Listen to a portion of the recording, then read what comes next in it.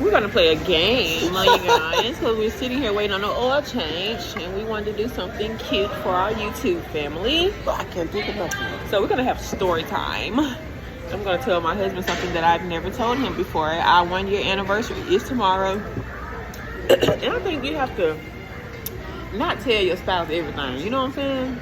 Especially not all in the beginning. It's stuff you want them to find out about you a little later. You know what I mean? I told you everything. You told me everything? No, you haven't. No, you haven't. He ain't gonna tell me everything, but he ain't told me everything. Okay, so I used to date a guy who was deaf. And I feel like he tricked me, right? Because I didn't know he was deaf. So,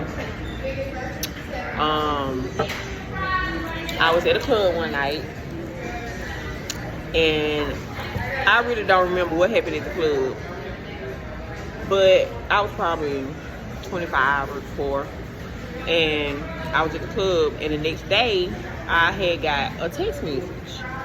So the guy was like, I don't care about saying his name because I ain't following him, but he said, "This Jimmy."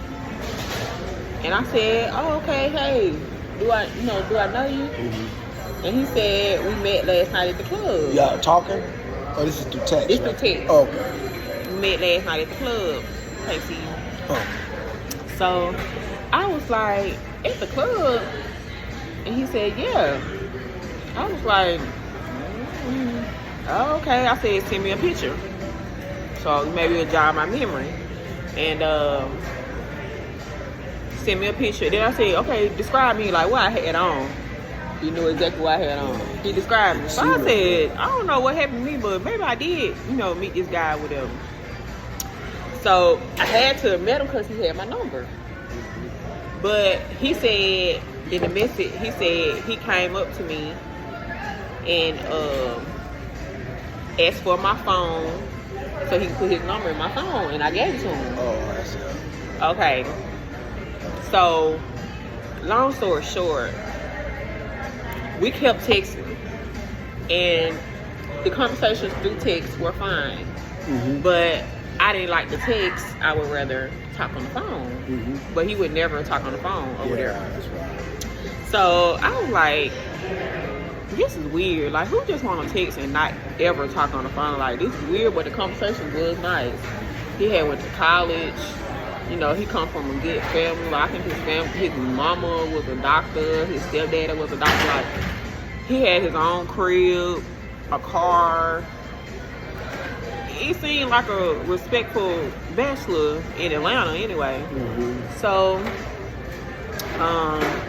he invited me out. So I said, "Okay, we can go out. So where you want to go?" And he sent me an address and said, "Let's go here." So I said, "Okay, cool."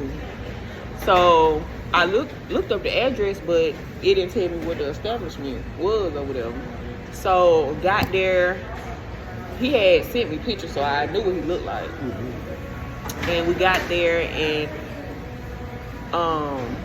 it was a sign language place. And I said, who wants to take somebody on a date to a sign language class? That's different. I thought it was so cool because I had never went on a date like this, not smooth. Knowing the man was deaf. That's smooth. I'll do something like that just for fun. That would have been fun if you were if you were not deaf. I'm with you on that.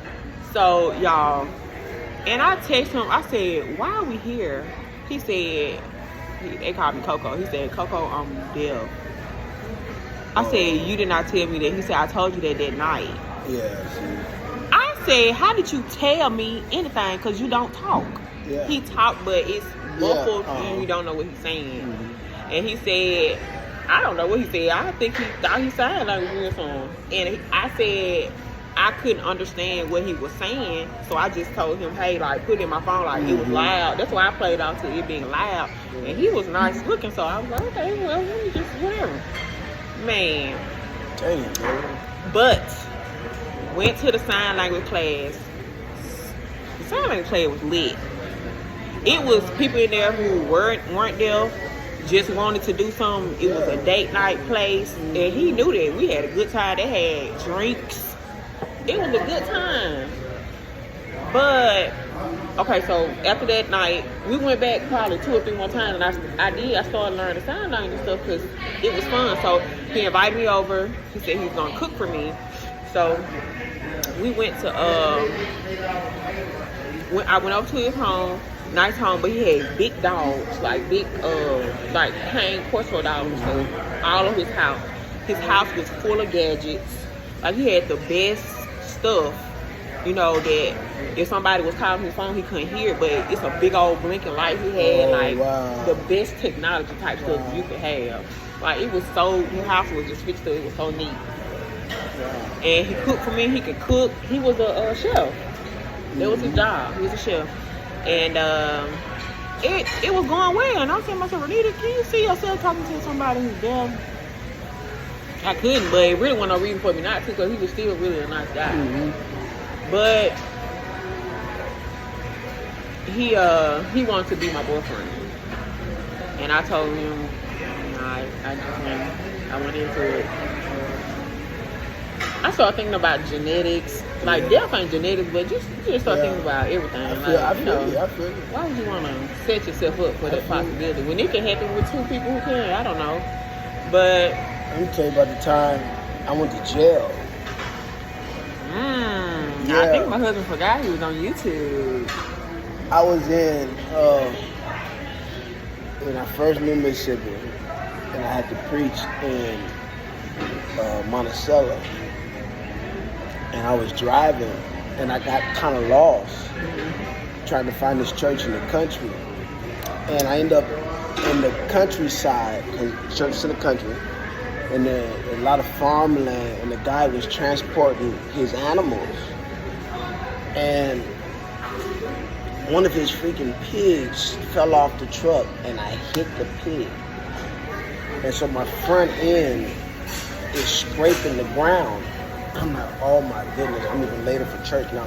So I pull over, and the pig is squealing and screaming, and it dies.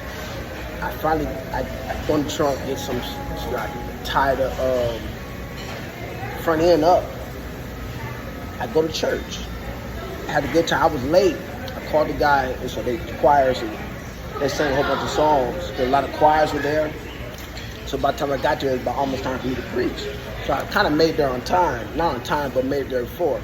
So when I got home that night, there was a subpoena on my door saying I could be in court on Thursday because the pig squealed on me.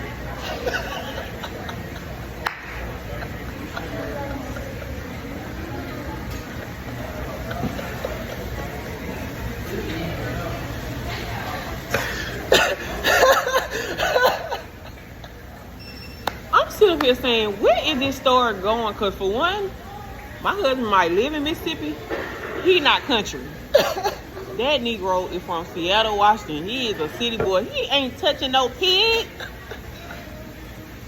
Look what the pig squealed. That was so corny. I should have known it wasn't true. Bye, y'all. We're finna go. Story time is over. Bye.